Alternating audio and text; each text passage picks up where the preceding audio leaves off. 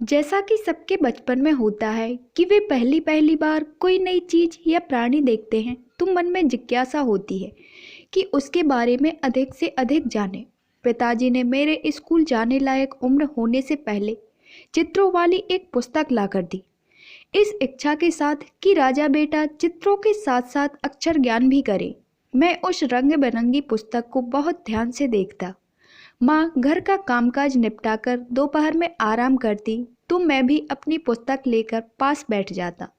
माँ चित्रों पर उंगली रखकर पूछती, यह क्या है? कबू, मैं फौरन जवाब देता। यह क्या है? चींची, मैं बताता। और यह चूहा, यह घोला, और यह। मैं इस चित्र पर अटक जाता और फिर कुछ जवाब देता। जे भी घोला। नहीं बेटे, यह गधा है। अब बताओ क्या है? गधा, मैं बताता। माँ संतुष्ट होती कि राजा बेटा घोड़ा और गधा में फर्क जानने की चेष्टा करने लगा है। एक दिन जब घर की टूट फूट सुधारने के लिए चूने पत्थर और बजरी रेत से लदे फदे सफ़ेद काले 4 पैरों वाले 8-10 जानवरों को हाँकता हुआ एक आदमी आंगन तक चला आया तो मैं चिल्लाया, माँ माँ देखो गधे। मैं उस दिन बहुत खुश हुई, और मैं भी, इसलिए कि मैंने गधों को सही सही पहचान लिया था। फिर स्कूल जाने का मौसम आया। हमारी टीचर दीदी बहुत अच्छी थीं। वे हमें प्रतिदिन कहानी सुनाती थीं। एक दिन उन्होंने हमें धोबी और गधा नाम की कहानी सुनाई। इस कहानी से मुझे गधे के बारे में और भी बहुत कुछ मालूम हुआ। गधा बोझा ढोता है, गधा बेचारा होता है, गधा सीधा सादा होता है, गधा धोबी के डंडे खाता है, और गधा गधा ही होता है। टीचर दीदी से कहानियाँ सुनते, टॉफ़ी बिस्किट खाते खाते मैं 5वीं कक्षा में आ गया। एक दिन गणित के मास्टर जी ने कक्षा में कुछ बच्चों को शरारत करने पर डांटा और अंतिम वाक्य में गधे कहीं के कहकर अपनी बात पूरी की। मेरी आंखें चौड़ी हो गई। यह क्या? मास्टर जी की तबीयत तो ठीक है ना?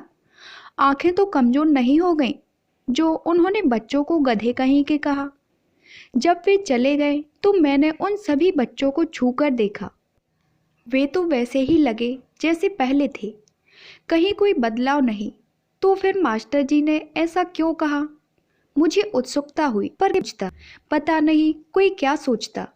एक दिन उन्होंने कक्षा में आते ही घोषणा की, ध्यान से सुनो, मैं कल से 4 दिन की छुट्टी पर रहूँगा। मैं तुम्हें कुछ काम देकर जा रहा हूँ। आकर सबकी कॉपियाँ जांचूंगा। और उन्होंने कुछ की बजाय ढेर सारा काम दे डाला। हम काम को तो उनके जाने के तुरंत बाद ही भूल गए और खुशियाँ मनाने लगे। हम उनके पीरियड में खूब मज़े करते। पता ही नहीं चला कि कब 5वां दिन आ गया। मास्टर जी ने कक्षा में आते ही पहली बात यही कही, अपनी अपनी कॉपियाँ यहाँ मेज पर रख दो। पूरी कक्षा में सिर्फ 2 ही बच्चों ने उनका दिया काम किया था, सो वे लपक कर गए और मेज पर अपनी कॉपियाँ रख दी। बाकी बच्चे मन ही मन बहाने सोचने लगे। बस 2 ही कॉपियाँ, बाकी किसी ने काम नहीं किया। पूरी कक्षा चुप। मैं पूछता हूँ, आखिर 4 दिन तक तुमने किया क्या? बोलो, जवाब दो। जब कोई नहीं बोला तो उनको ताव आ गया।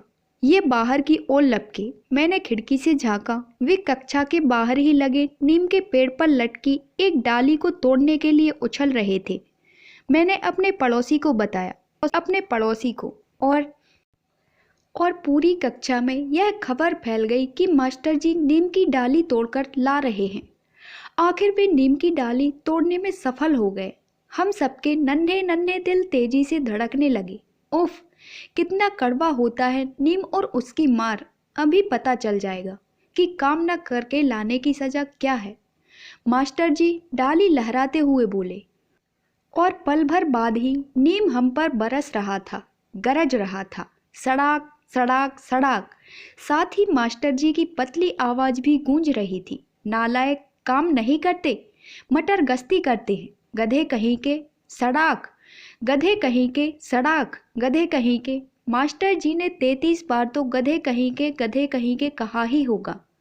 बाकी 2 ने काम किया था, सो वे बच गए, वरना वे भी हमारी सी हालत में होते। और कक्षा 5 में पूरे 35 गधे होते। मारपीट मचाकर मास्टर जी ने हाथ में बचा रह गया डाली का टुकड़ा कक्षा के बाहर फेंक दिया। अब वे हमें डांट रहे थे, तुम्हें शर्म नहीं आती? केवल 2 ही बच्चों ने ही काम किया है, कुछ सीखो इनसे गधों। वे 2 बच्चे भी दुखी थे और हम 33 बच्चे भी।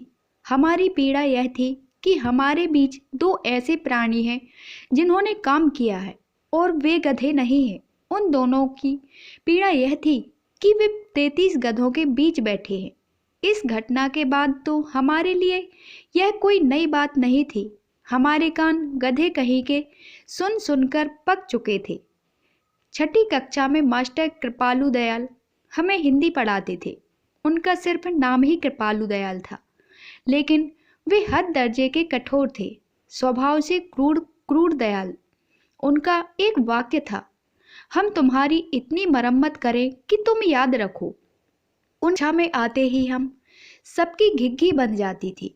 45 मिनट का पीरियड 45 घंटे का लगता था। उनके आने से पहले भले ही हमने भरपेट पानी पिया हो, लेकिन कक्षा में उनके कदम रखते ही गला सूख जाता था। वे जब पीटते थे तो उनकी जुबान से यह वाक्य, हम तुम्हारी इतनी मरम्मत करें कि तुम याद रखो, बराबर फिसलता रहता था। उनके हाथ और जुबान एक साथ अपना कर्तव्य पूरा करते थे। कुछ दिन बाद उन्होंने जाने किससे प्रेरणा पाकर अपने वाक्य में संशोधन कर लिया था। अब वे कहते, हम तुम्हें इतना मारें कि तुम गधे बन जाओ। एक दिन उन्होंने कुछ शब्दों की पर्यायवाची लिखकर लाने को कहा। उनमें से एक शब्द था गधा। मैंने अपनी कॉपी में लिखा गधा, खर, गर्दभ, रसभ और हम बच्चे। दूसरे दिन जब उन्होंने कॉपियां जांची तो मेरी कॉपी पढ़कर चौंके। फिर मुझसे बोले, इधर आओ। मैं थर थर कांपता हुआ उनके पास खड़ा हो गया। यह क्या लिखा है? हम बच्चे हैं भाई, क्या मतलब है इसका? उन्होंने पूछा। जाने कैसे मेरे मुंह से निकला, आप कहते हैं और गणित के मास्टर जी भी कहते हैं। हालांकि मैं डर रहा था कि अब मेरी खैर नहीं, लेकिन ऐसा कुछ नहीं हुआ। मेरी पीठ पर हाथ फेरते हुए बोले, जाओ अपनी जगह पर बैठ जाओ। मुझे उनका यह स्वर बहुत नरम लगा। शायद उन्हें लगा होगा कि वे राष्ट्र निर्माता हैं। उन्हें हम बच्चों को सुनागरिक बनाना है, गधा नहीं। उसके बाद जहाँ तक मेरी जानकारी है, उन्होंने किसी भी बच्चे को गधा नहीं कहा, ना गधे की तरह हमने उनसे मार खाई। सचमुच अब वे कृपालु दयाल का ही अवतार बन गए थे।